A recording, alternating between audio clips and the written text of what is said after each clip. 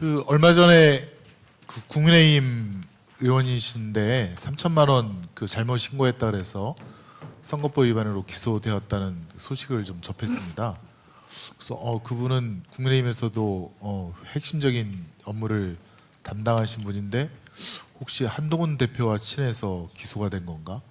뭐 그런 의구심을 갖고 한번 여기 검사님들도 한번 보시라고 저희가 한번 자료 화면을 띄워드리겠습니다. 이게 지금 박영진 지검장님 이게 재산 등록인데 네. 2004년 5월달에 이제 이거 재산 신고하신 거죠? 네.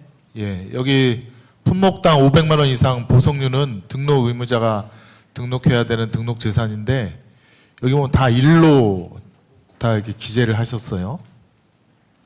여기 보면 오른쪽에 다이아몬드 그다음에 진주 목걸이 이렇게 있고요.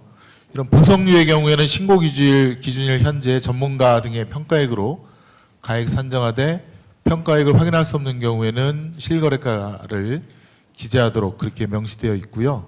다음 자료 화면 보여주시죠.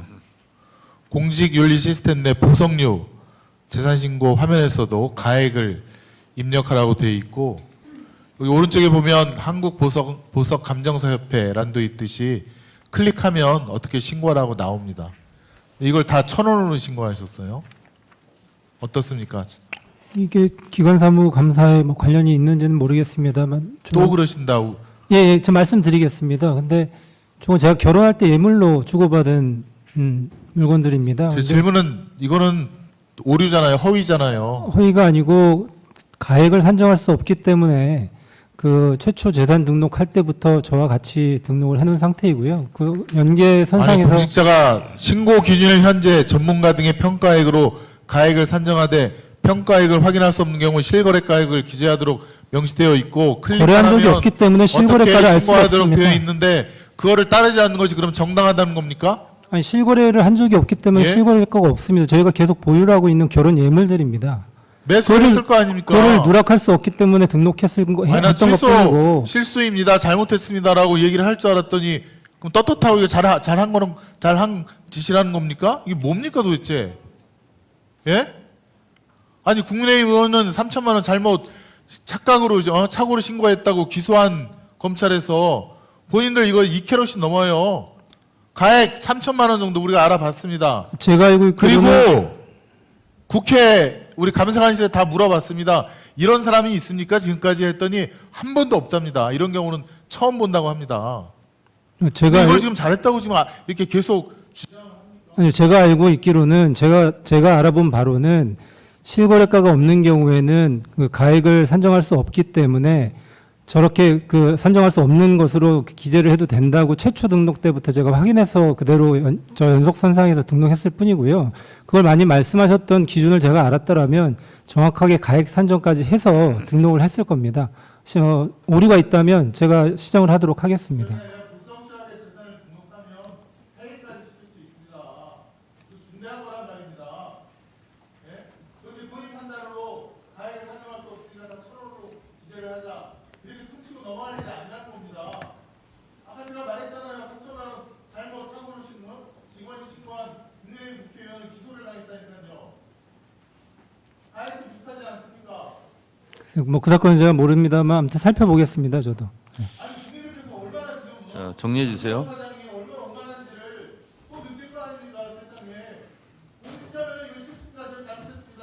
라고 답변을 해야지. 자, 정리해 주세요. 을 몰라서 1원 1,000원을 신고했다? 네, 수고하셨고요. 우리 황병주 대전 고검장님. 예. 방금처럼 재산 축소 신고하고 허위 공문서 작성하면 즉각 검찰이 수사해야 되는 거 아닙니까? 근데 저는 이제 저걸 보고 뭐 사실 저희가 잘 모르니까요. 그렇게 하는데 이제 아니, 저는 드는 생각이 국회의원들도 예. 재산 축소 신고하면 수사받고 재판에 넘겨져서 재판받아요. 21대 국회 때 그래서 재판받아가지고 80만 원 벌금 맞은 사람도 있고 근데 검찰이라고 예외로 하면 안 되잖아요. 즉각 수사해야 되는 거 아니에요? 일단 이제 제가 사실 그 공안부의 전문은 아니지만 그게 재산 축소 신고가 아마 공안 선거에 영향을 미칠 목적이라든지 뭐 이런 게 그렇지 있었던 않고 것 이거는 허위 기재잖아요. 그리고 이제 그 허위 부분도- 공문서 작성이에요. 그러니까 그 부분도 근데 지금 방금 우리 업무방해도 되겠구만요. 그러니까 전주지검장께는 처음에 협부 상의를 했다고 지금 방금 얘기한 걸로 들었고 아니 그 이거는 드는 생각이- 실정법 위반이라니까요. 그러니까 이제 저게 이제 수사하세요. 그러니까 저희가 봤을 때는 아니 저희가 봤을 때가 아니라 법적으로 위법하다니까 이거는. 그러니까 그런 부분이 이렇게 판단이 쉽지 않다라는 말씀을 드린 뭘 겁니다. 판? 근데 국회의원들은 왜 재산 축소 신고하면 왜 그걸 가지고 그럼 수사합니까? 그러니까 그 사건도 제가 직접 수사는 안 했지만 그 사건에 혐의가 있는지 없는지에 대해서 판단을 하기 위해서 굉장히 많은 수사팀이 이제 붙어서 했을 거고요. 관련자들 얘기도 들었을 거고. 이건 즉각 수사해야 경위도 이제 들었을 돼요. 거고요.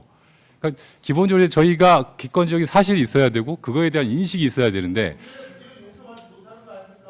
자 잠깐 됐고요. 제가 하는 거니까. 자 검사장님 예.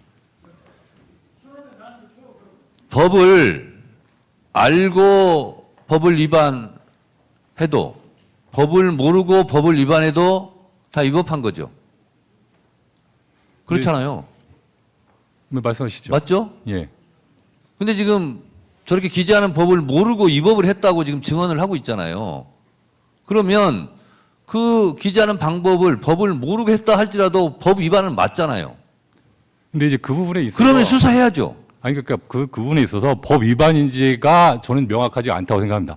그러면 법이 정해져 있고 법과 고발이 같은 들어오면 사실관계가 있어서 수사하겠습니까? 그럼 민주당이 고발할게요. 뭐 고발이 들어오면 고발 절차에 따라서 네, 저희가 알겠습니다. 절차를 진행하겠죠. 네. 예. 위원장님 저도 질문을 좀 하겠습니다. 모든 증인들을 대표해서 대전고등검찰청 검사장 황병주 증인에게 대표로 여쭙겠습니다. 우리 검사장님, 예. 네가 용가리 통뼈냐 이런 말 혹시 들어보신 적 있습니까? 예, 들어본 적 있습니다. 그 용가리 통뼈가 뭔지 아세요? 뭐 공룡 뭐 이런 걸까요? 네? 공룡 뭐 이런 걸까요? 네, 용의 갈비뼈란 뜻입니다. 예. 용가리. 예. 이게 용의 갈비뼈. 그러니까 통뼈라는 거예요. 그런데 보통 어떤 경우에 쓰냐면 근거 없이 믿을 만한 구석 없이 날뛴다. 이런 뜻으로 핀잔을 줄 때 네가 용가리 통뼈냐? 이렇게 얘기를 합니다. 자, 묻겠습니다. 그냥 쉬운 거 물어볼게요. 5년짜리 임기 대통령이 너무 겁이 없다. 이 말을 한 사람이 누굽니까?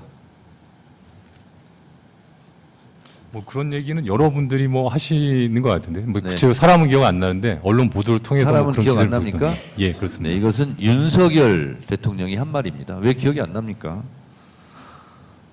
수사권으로 보복하면 그게 깡패지 검사냐? 요 말은 누가 했습니까? 기억 안 납니까? 뭐 그게 시간 없어요. 예. 누가 했습니까 이 말? 약간 좀 당혹스러워가지고 기관 증인으로 제가 나와서 이제 기관 업무에 대해서 답변을 드리는 건데 약간 이제 그거와는 다른 부분에 아니 대해서 그러니까 말씀드리는 것 같아가지고 아는데 답변을 예. 못 하겠어요? 이게 뭐그 대통령께서 아마 특검하실 때 네. 그때 얘기한 걸로 네, 기억하고 있습니다. 알겠습니다. 자, 지금 대한민국이 오빠와 여동생 관계 때문에 난리가 났습니다 지금. 그래서 오빠 정권이라는 얘기가 많이 나와요. 이 오빠라는 것을 촉발시킨 것이 명태균 씨인데 지금 뭐 정치자금법 위반이다, 선거법 위반이다 이렇게 해서 난리인데 수사하고 있습니까? 검찰에서? 그거는 뭐 저희 대전고검 관내에서 뭐 진행되고 있는 수사는 없는 걸로 알고 있습니다. 뭐 창원지검에서 수사한다는 얘기가 있긴 있는데 수사 못 할 것 같아요. 왜냐? 명태균 씨가 무슨 카드를 쥐고 있는지 몰라요 지금.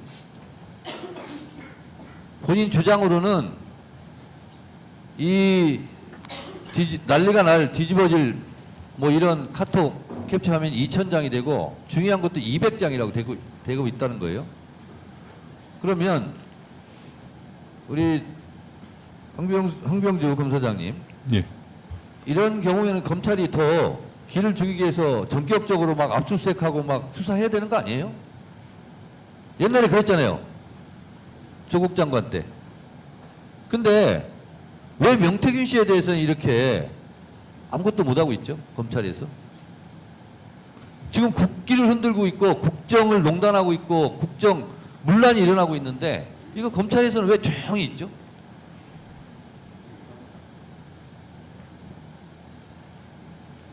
자, 또 하나.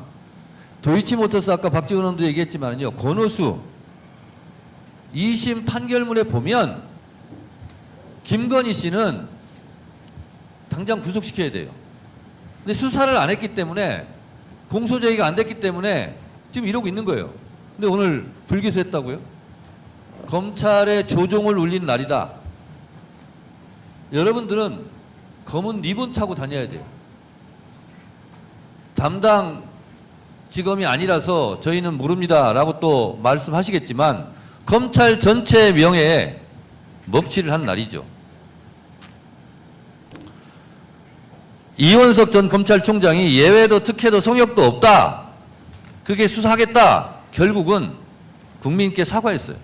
예외도 있었고 성역도 있었고 특혜도 있었다. 결국은 그 마침표가 오늘 불기소 처분인 거죠. 여러분들의 상관이었던 이원석 검찰총장을 그렇게 모욕한 거예요. 뭐가? 권력이. 그럴 때 여러분들이 분연히 떨쳐 일어나야 되는 거 아니에요?